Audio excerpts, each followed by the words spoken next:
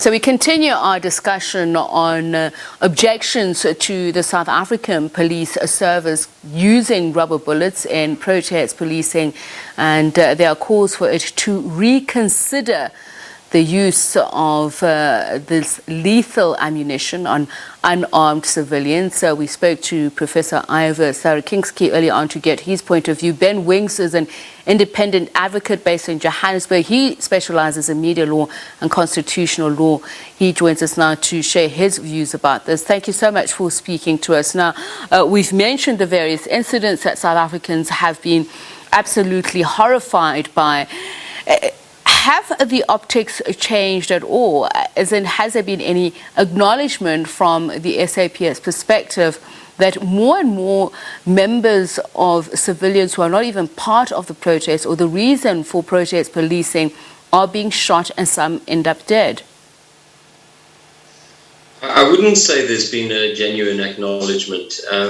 So after Andries Tatane was killed 10 years ago, there wasn't any serious interrogation of how the South African Police Service use rubber bullets or other weaponry in policing unarmed public protest. Even after that, they adopted a national instruction which permitted the use of rubber bullets in dispersing a crowd, which is illegal under international law, to use kinetic impact projectiles, as they're called, of which rubber bullets are regarded the most dangerous, to disperse crowds. Rubber bullets are meant to be used only to neutralize an individual armed threat.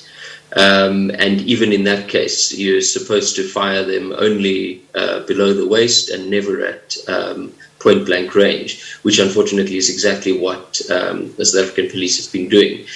Even the most recent incident where Mthokozisi Mtumba was killed during the student protests in Braamfontein as a bystander, the police simply said it's impossible to discontinue the use of rubber bullets. Now, that's simply not true.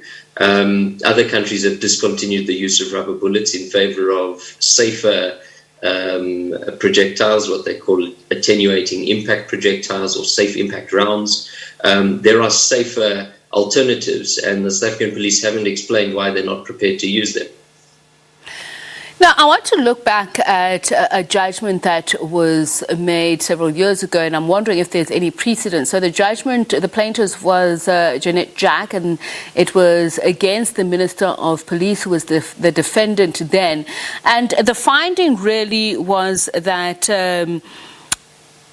the plaintiff had proved that law enforcement did not make any attempts to ensure that the victim himself or herself was protected, and that there was some negligence on the part of the defendant's employees. But more importantly, there was a finding of 204,968 that was awarded to the plaintiff.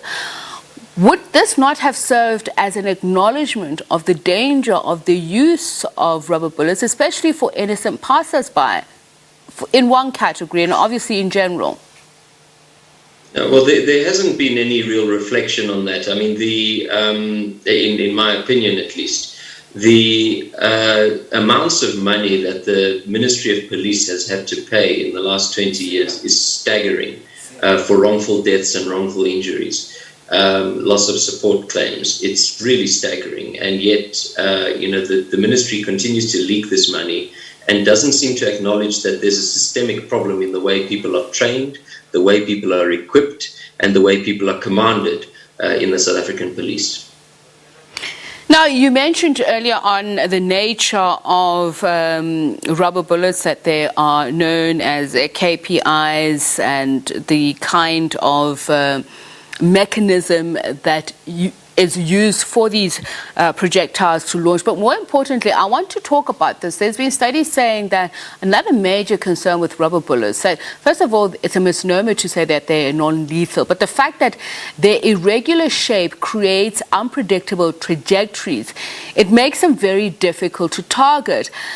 Even if police officers do get training, does this prevent people being hurt because, as I said, the irregular shape means that they're hard to control when firing. Well, yeah, that's one problem, is that they are impossible to target accurately. So they, because of the material that's used, and particularly the risk of ricochet because of being rubber materials, they're extremely inaccurate.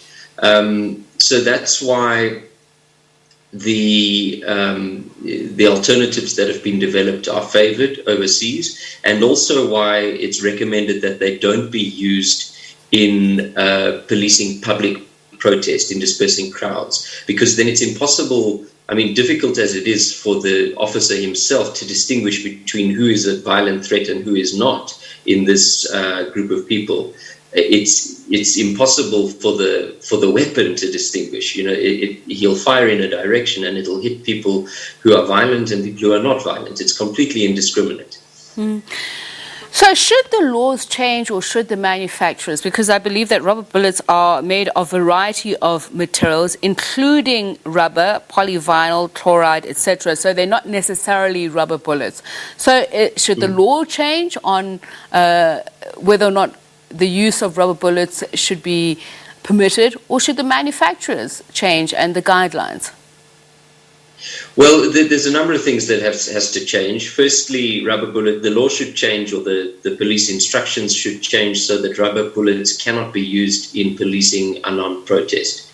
They can be used to neutralize an individual threat to life and limb, so they can be used to save a life effectively, but they can't be used to try and manage crowds, especially unarmed crowds. So that would be the first change in in policing law.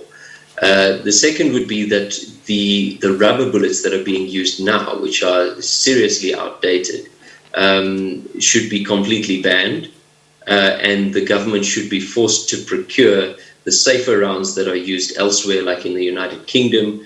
There are safer bullets that, for example, they're made of softer materials. They have collapsible noses, so that it collapses on impact and doesn't do as much damage to vital organs. And also there needs to be better training. Well, thank you so much for your time and sharing your views as well. Ben Winks, independent advocate based in Johannesburg, specializes in media law and constitutional law. And as he mentioned, he studied quite a number of these cases internationally as well.